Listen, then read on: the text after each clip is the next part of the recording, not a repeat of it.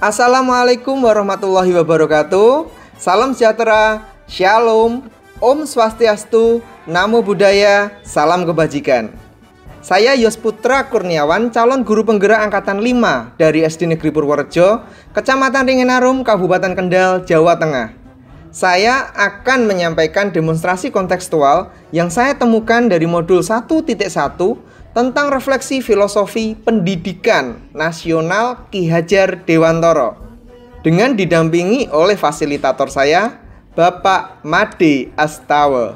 Relevansi pemikiran Ki Hajar Dewantara terhadap transformasi pendidikan adalah tentang perubahan. 3 kerangka perubahan dalam pemikiran filosofis Ki Hajar Dewantara dan penerapannya yang akan saya lakukan di kelas saya. Antara lain, 1. Kodrat keadaan, 2. Prinsip melakukan perubahan, dan yang ketiga, sesuatu yang berubah. Pertama, kodrat keadaan. Kodrat keadaan ini terbagi menjadi 2, yaitu kodrat alam dan kodrat zaman. Kodrat alam berkaitan dengan sifat dan bentuk lingkungan di mana anak itu berada. Upaya yang saya lakukan sesuai dengan kodrat alam ini antara lain mendukung siswa untuk berlatih dan bermain kuda lumping, karena masyarakat di sini banyak yang senang bermain kesenian tradisional kuda lumping. Yang kedua adalah kodrat zaman. Kodrat zaman merupakan masa di mana anak hidup di zamannya. Salah satu upaya yang akan saya lakukan sesuai dengan kodrat zamannya di antara lain adalah seminggu sekali akan ada jam khusus belajar desain menggunakan Canva for Education. Hal ini diharapkan dapat mengasah berpikir kritis, kreativitas, inovatif, dan pemanfaatan TIK yang dapat bermanfaat setelahnya. Kerangka perubahan yang kedua yaitu prinsip melakukan perubahan. Ada 3 asas yang mempengaruhi prinsip tersebut yang dinamakan asas trikon. 1. Kontinu, 2. Konvergensi, dan 3. Konsentris. Kontinu, perubahan yang akan dilakukan harus dilakukan secara terus-menerus dengan perencanaan yang baik. Konvergensi, pendidikan harus memanusiakan manusia dan memperkuat nilai kemanusiaan itu. Konsentris, pendidikan harus menghargai keragaman dan memerdekakan pembelajar, karena setiap orang berputar dan beredar sesuai orbitnya. Hal ini akan saya laksanakan dalam pembelajaran di kelas saya, yaitu dengan cara manajemen kelas. Manajemen kelas yang mengatur berjalannya proses pembelajaran yang tentunya sudah melalui sebuah perencanaan dan dilakukan secara terus-menerus, sehingga pengelolaan perilaku, lingkungan, dan kurikulum berjalan dengan efektif. Yang ketiga, apa yang diharapkan untuk berubah? Yang diharapkan untuk dapat berubah adalah budi pekerti. Budi pekerti merupakan keselarasan atau keseimbangan hidup antara cipta, rasa, karsa, dan karya.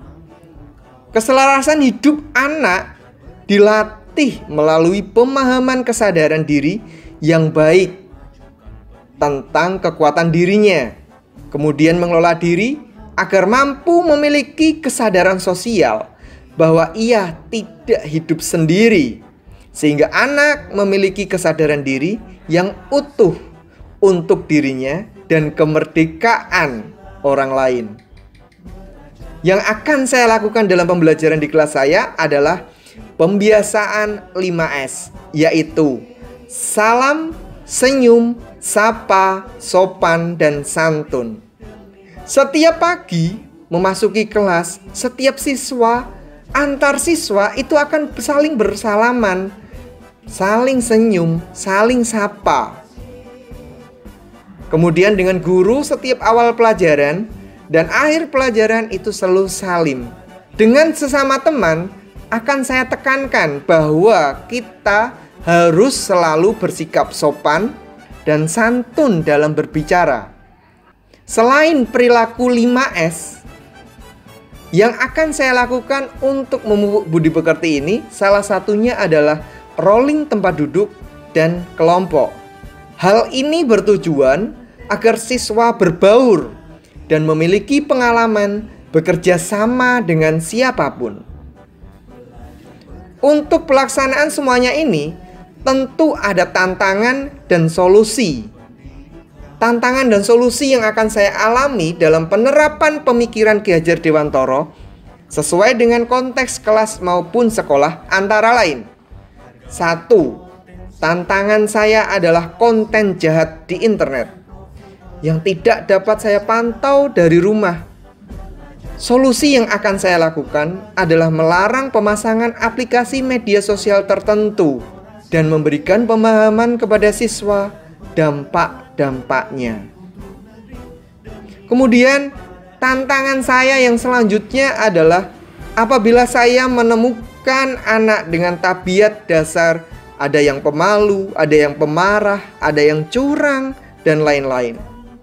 Solusi yang akan saya lakukan adalah saya akan memberikan bimbingan konseling secara klasikal apabila itu terjadi pada tengah-tengah pelajaran, ataupun secara individu apabila perilaku tersebut terlalu menyimpang jauh dan sangat membutuhkan bimbingan dari seorang guru seperti kita.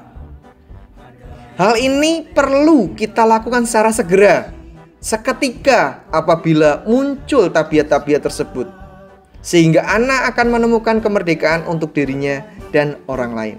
Demikian demonstrasi kontekstual dari saya, Yosputra Kurniawan. Semoga demonstrasi kontekstual ini dapat memberikan manfaat untuk saya pribadi dan orang lain. Salam guru penggerak, tergerak, bergerak, menggerakkan. Wassalamualaikum warahmatullahi wabarakatuh.